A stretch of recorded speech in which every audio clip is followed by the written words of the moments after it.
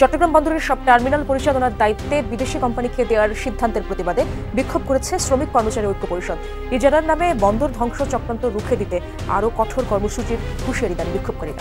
দেশের দুটি বন্দর টার্মিনাল পরিচালনার দায়িত্ব অবশেষে বিদেশিদের হাতেই গেল। আর এ চুক্তি হয়েছে 17 নভেম্বর, ঠিক শেখ হাসিনার মামলার রায়ের দিন।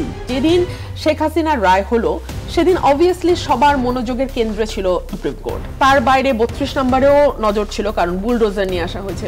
এই ফাঁকে খুবই ফিশি ভাবে বন্দরের এগ্রিমেন্ট হয়েছে। আমার দেশের ক্ষতি করে কাউকে দেব। কিছুদিন আগে এমনটাই বলেছিলেন নৌ উপদেষ্টা সাখাওয়াত হোসেন। তবে এবার সেসব কথা মিথ্যা প্রমাণিত করে বিদেশিদের হাতে ইজারা দিলেন অন্তর্বর্তীকালীন সরকার ডক্টর ইউনূস। কয়েক লক্ষ হাজার কোটি টাকার বিনিময়ে দেশ বিক্রি করে দিয়েছেন তিনি। একদিকে চলছে তথাকথিত আদালতে শেখ হাসিনাকে ফাঁসির রায় দেওয়ার তোড়জোড়, আর অন্যদিকে ডক্টর মোহাম্মদ ইউনূসের শোবার ঘর যমুনার কাছেই চলছে আরেক আয়োজন। সেখানে 30 বছরের জন্য বাংলাদেশকে বিক্রির চুক্তি করা হচ্ছে। এদিকে শেখ হাসিনার রায়ের দিন ঘিরে দেশ বিক্রি জন্ম দিয়েছে কড়া সমালোচনার, জানিয়ে উত্তাল হয়ে উঠেছে রাজনৈতিক অঙ্গন।